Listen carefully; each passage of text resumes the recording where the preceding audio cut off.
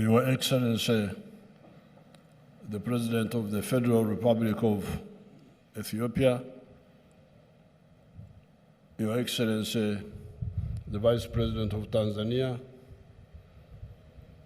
the Right Honorable Excellency, Right Honorable Mudavadi, the Prime Minister of Kenya, Honorable Ministers, the Vice President of Uganda,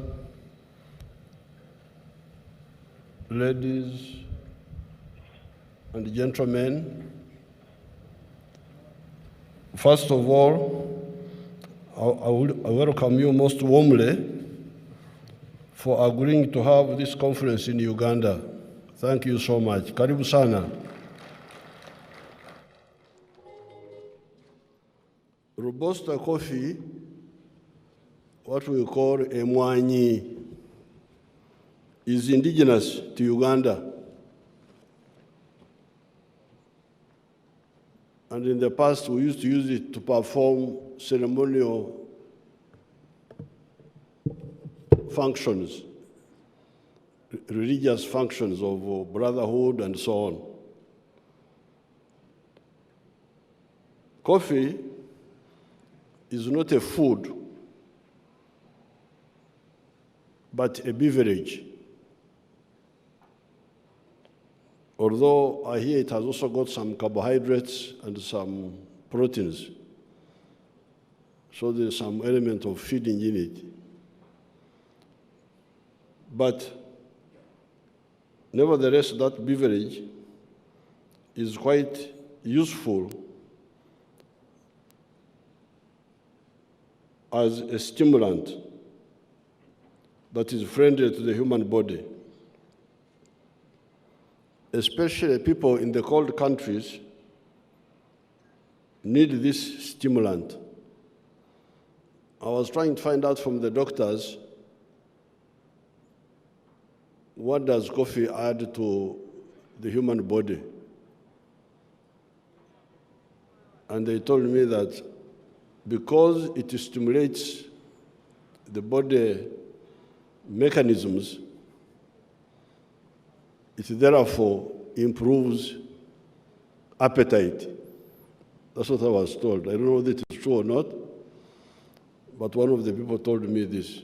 So it is some sort of appetizer, apart from stimulating the body, the heart, the blood circulation, and so on.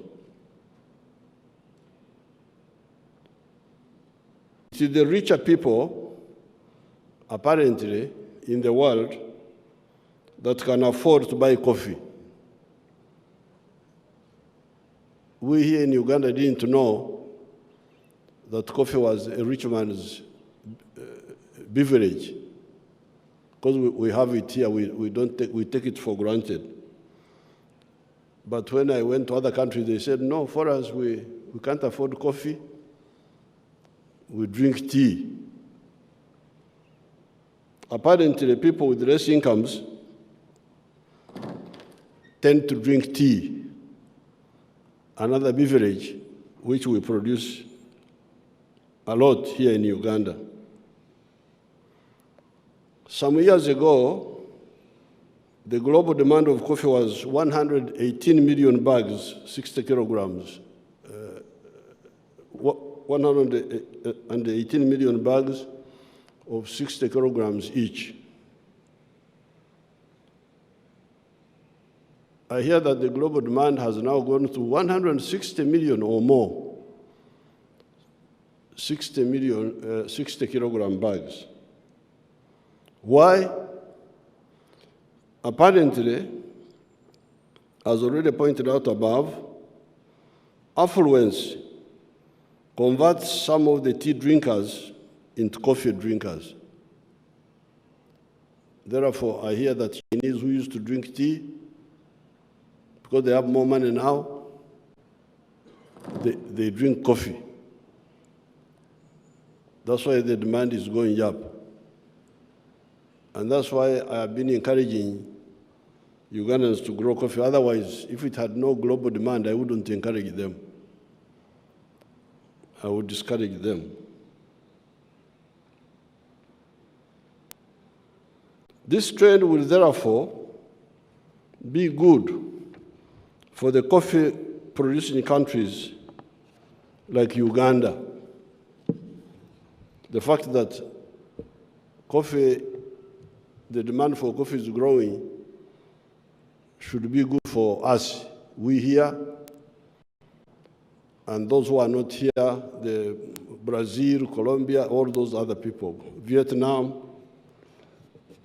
Indonesia, etc.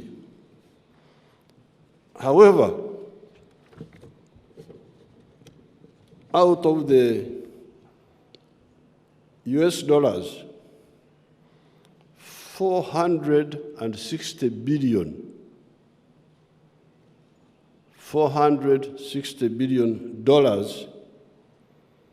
global coffee value.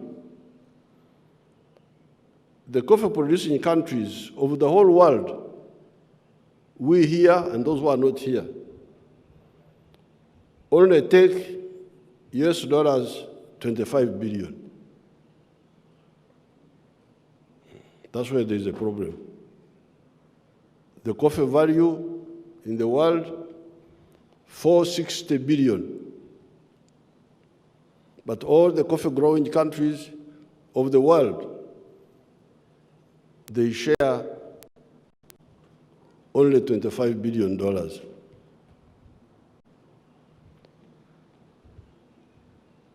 And Africa, we who are here, we get only US dollars 2.4 billion.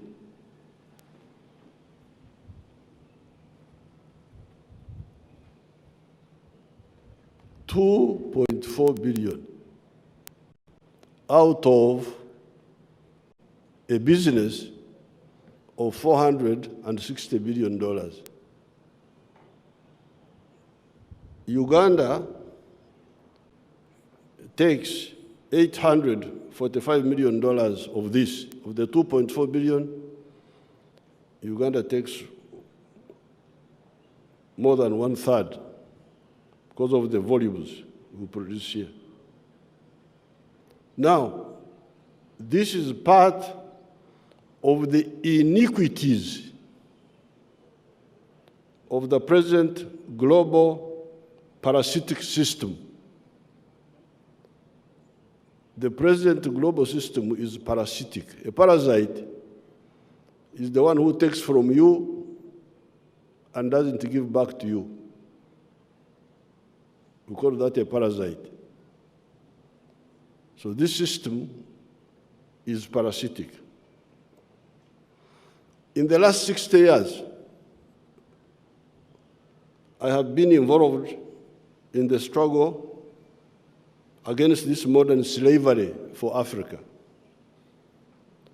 The curse of producing raw materials for cleverer people in the world to add value to those raw materials and get much more value from them. For the last 60 years and more, I have been involved in struggle against all of this.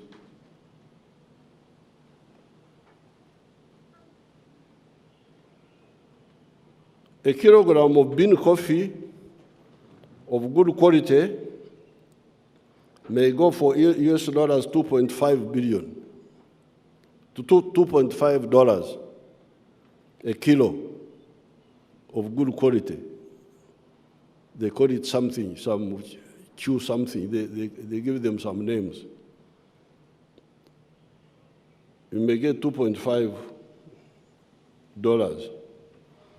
The same quantity of coffee, roasted, ground, and packaged outside may go for US dollars 40. For what Africa gets $2.5, somebody else gets $40. This is where there is massive hemorrhage of money from the global south to the global north. It is not only the loss of money per kilo, it is also the loss of jobs, because these are jobs. The one who roasts is a job. The one who grinds is a job. The one who packages is a job. All those jobs are exported. If you take the whole, now this is in one area of coffee. But if you take the whole spectrum of raw materials from agriculture, from minerals, from forest products, etc., the loss to Africa is massive.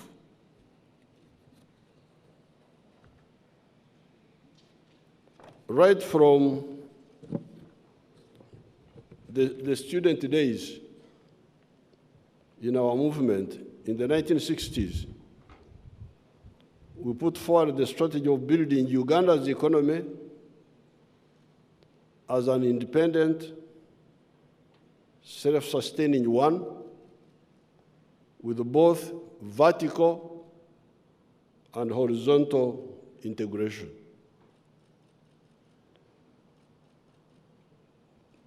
That's what we identified in the 1960s when we were part of the student movement. Here in Uganda, we have succeeded somehow in some sectors, such as the dairy sector, the milk sector. Uganda now is a big exporter of milk products. Fisheries, textiles, sugar, leather, etc., a number of sectors where we have been able to achieve this. Vertical integration and horizontal integration.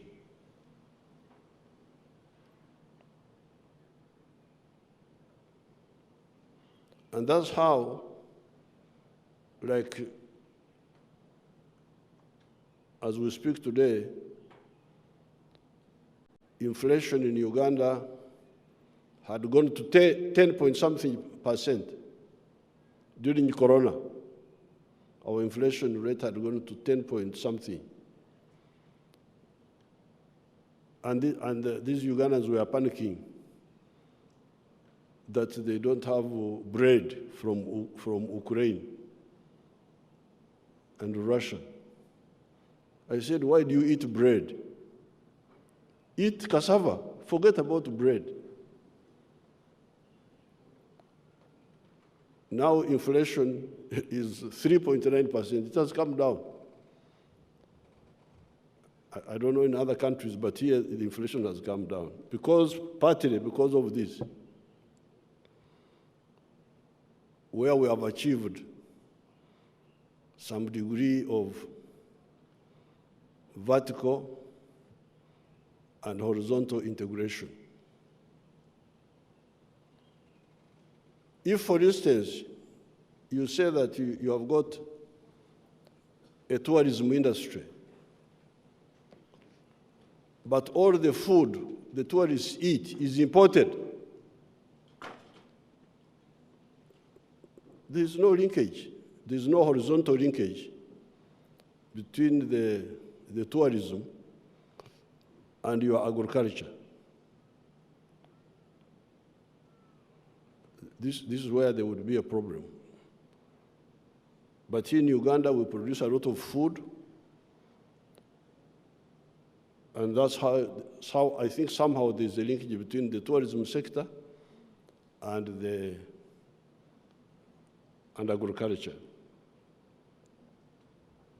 However, in many sectors, including the coffee sector, we are still losing a lot of money and jobs on account of this distortion. That is why I banned completely, some years ago, the export of unprocessed minerals. I banned them. I'm not popular in some areas. I'm not popular in some areas, but God is my savior.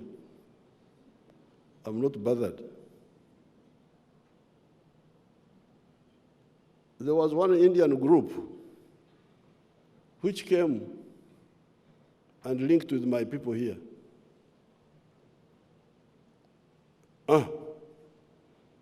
They had made a deal to export iron ore, iron ore from the ground. Iron ore from the ground is soil. So these people had agreed to export to India iron ore. How much will you get, sirs and madams? We shall get $47 per ton of iron ore. When the Indian takes the iron ore and processes it into steel in India, how much does he get? He gets like now, I think now it's like $700. Now. At one time it had gone to 900, then it came to 500, 600. So you have got these wonderful Ugandans exporting our iron ore for $47 a ton, and then somebody is going to get 600, 700 from the same iron ore. There is some little variation in the calculation, because when you process 1 ton of iron ore, our iron ore is very high grade. It's the best in the world. So if you process 1,000 kilos of iron ore, you get 700 kilos. So in order to get 1 ton, you need to add more, some little, we call it a chibaro in our language here, calculation. But the loss of value is huge. And remember, this person, you are not only losing money, you are losing jobs. The people who will be manning the steel factories in India will not be my grandchildren. It will be the Indian children. So how can we have something like this in Africa and we tolerate it?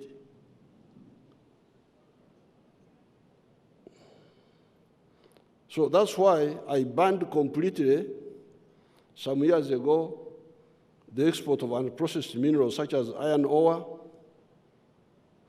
blister copper. Blister copper is 94% pure. Uganda in the past used to export this type of copper. 94% copper, 94% pure copper, they call it blister copper.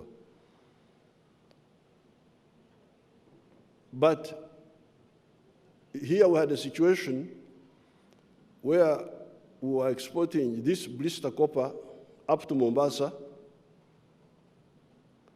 and yet we had some factories here making cables for electricity,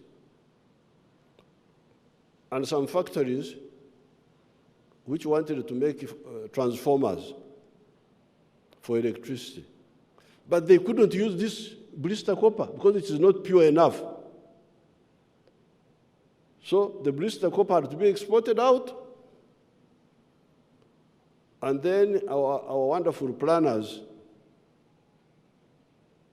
were now to wait for imported cathode copper. The cathode copper is the one which is 99 point something pure. This is the one you can use now directly in the cables and in the transformers. So here we had copper, but our copper had no linkage with our cables industry, had no linkage with our transformer industries.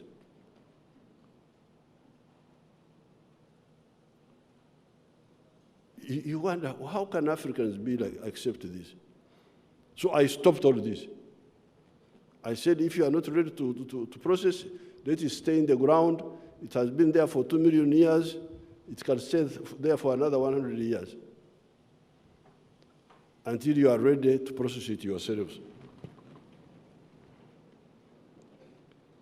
Wolfram, tin ore, lithium. There's now a new war for lithium. Your brothers and sisters here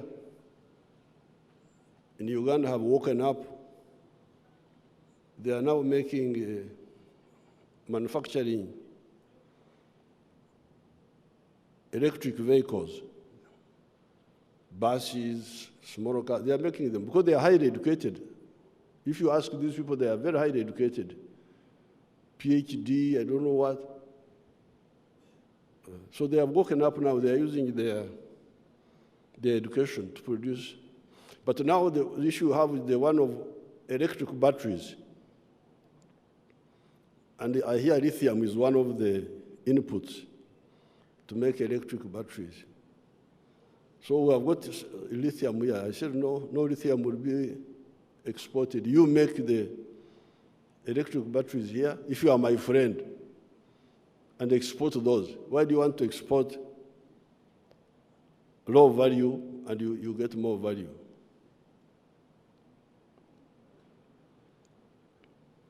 Uranium, etc. We've got a lot of uranium here. You have heard of the quarrels going on in Niger. There's a crisis now in an African country known as Niger. I think some of our friends from West Africa know it better, Togo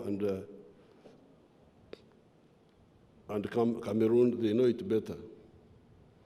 You have heard of the quarrels going on in Niger, in West Africa,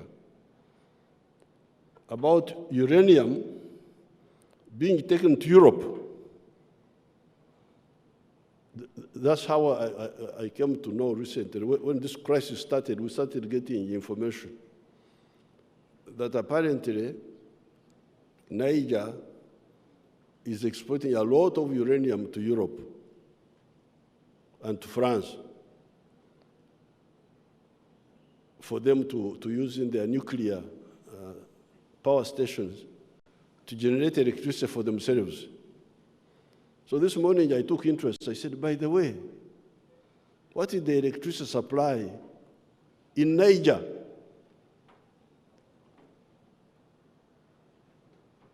Before you sell uranium to the other person, how about you? What's happening to you?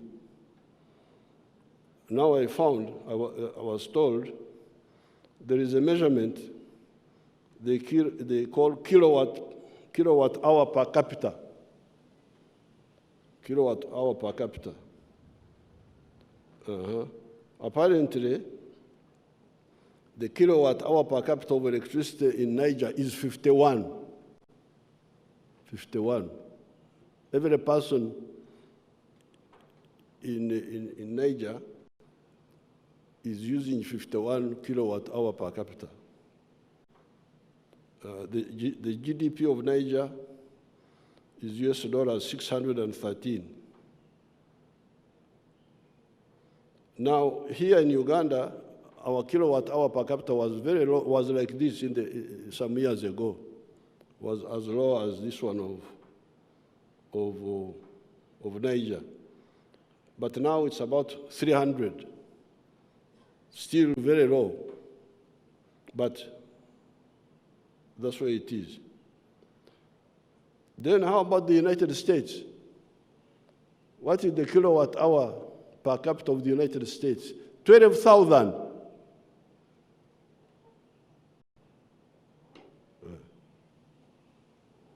12,000.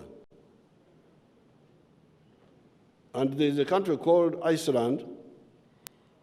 It has got a lot of electricity of course, they have got a small population, but it is 54,000.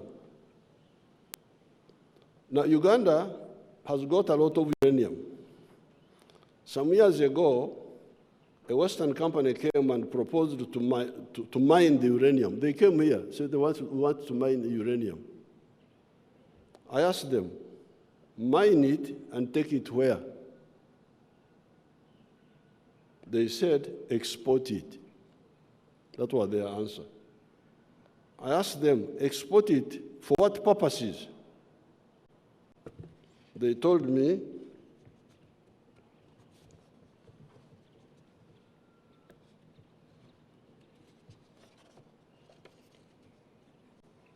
for the purposes of generating nuclear energy, for electricity, and other uses such as medicine, vector control, etc. I then asked them, have you heard a rumor that there are some human beings here in Uganda who need electricity, who need nuclear medicine, and who need vector control services? I asked them, you want to take the uranium, but have you heard a rumor that there are some human beings here?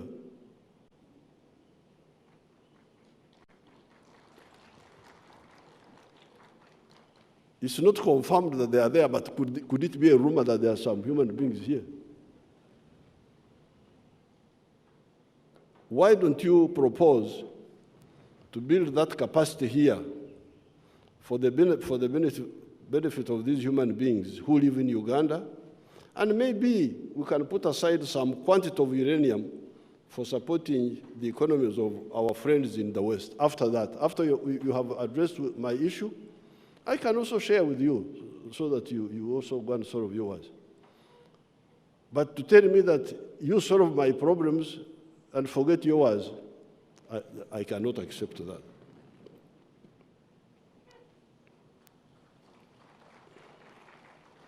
They never came back. They never came back. So the uranium of Uganda is sleeping in the ground until we are ready to use it. We have now agreed with the Russians and the Koreans to build 2 nuclear power stations for electricity of 15,600 megawatts total. Imagine, just 2 stations will produce 15,000 megawatts. One, 7,200 megawatts, the other one, 8,400 megawatts. Our biggest dam on the Nile is the Karuma, with 640 megawatts. The hydro. The biggest opposition of our plan of building an integrated national economy has been mainly internal, from some elements of the political and bureaucratic classes who perform the role of comprador bourgeoisie, agents of foreign interests Mao Zedong talked about in China. Unlike the national bourgeoisie, who build our economy, the comprador bourgeoisie, raw material exporters, importers of foreign products that can be made here, commission agents, bleed our economy. The national bourgeoisie, who are manufacturers, hotel owners, tourism operators, professional service providers, such as doctors who treat people here instead of patients going out for treatment, internal distributors of our products, such as food, build our economy. There are businesses which build our economy, which infuse blood into our economy. There are those businesses which drain blood from our system for the benefit of the outsiders. And these are the ones Mao Zedong called the comprador. Comprador is a French word meaning agent. agent of. Therefore, we, the raw materials producers, need to conduct internal struggles in our respective countries to add value to these raw materials, including coffee, so that we earn more from our sweat and create more jobs for our youth instead of dying in the Mediterranean going to Europe.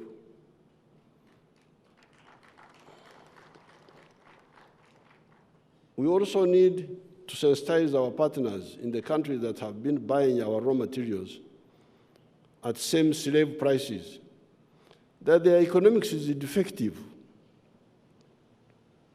What will the USA or Europe or Asia lose if Africa sells added value coffee to them instead of the raw materials, of the raw material form, and earn more money?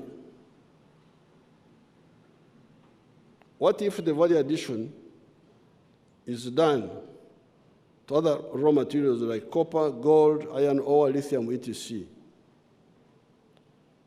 Money to Africa will mean higher purchasing power for Africa. The Africans who now lack electricity will be able to afford to pay for electricity. Where will the turbines come from, the ones for generating the electricity? Will they not come from Europe, USA, Russia, China, or from other partners? So what we are proposing by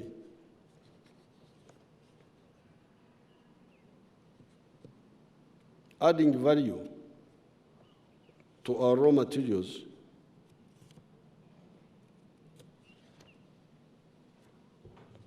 will mean putting more purchasing power in the hands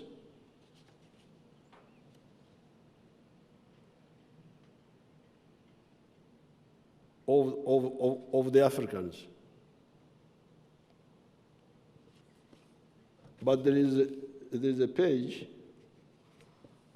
I jumped in my speech.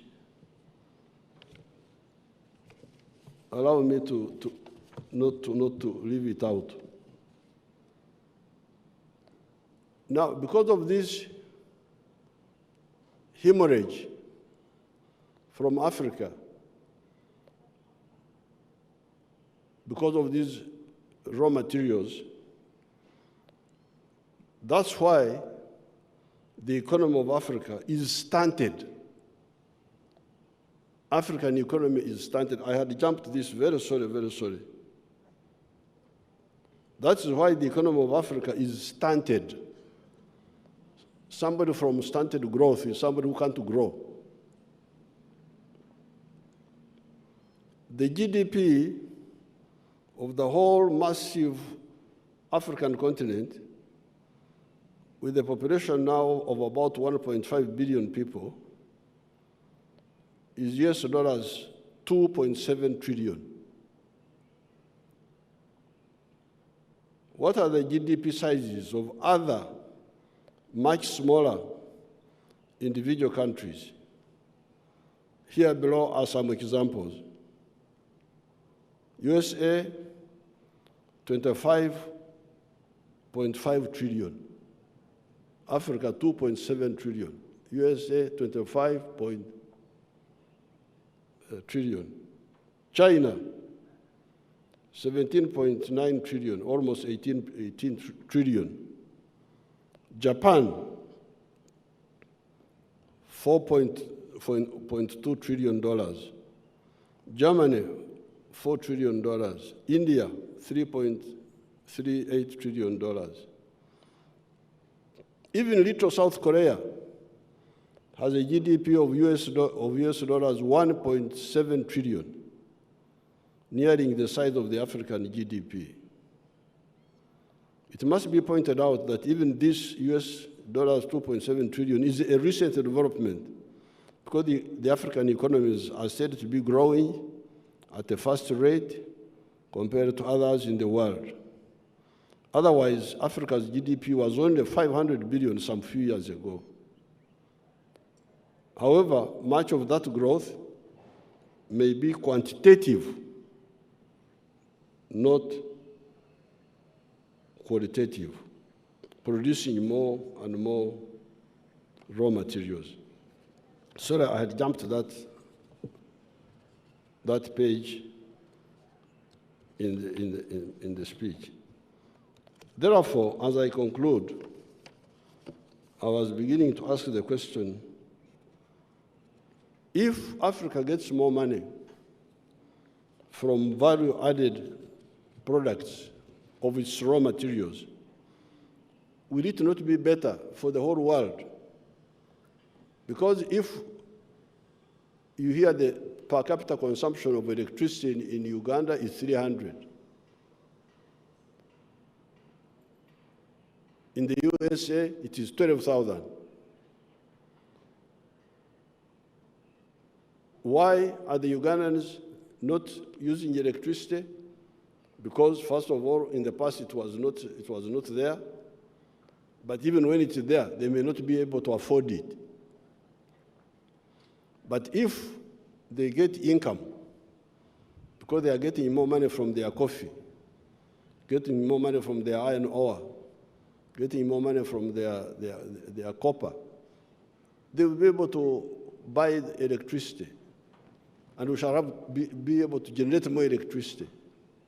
Where will the turbines for generating that electricity be coming from? Uganda is not making turbines yet. We shall have to buy them from those people.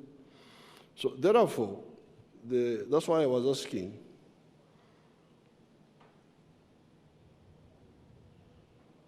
the question was, how can greed obscure rationality to such an extent? Why can't people see what is good for all of us? In conclusion, I propose to say that global affluence will benefit everybody.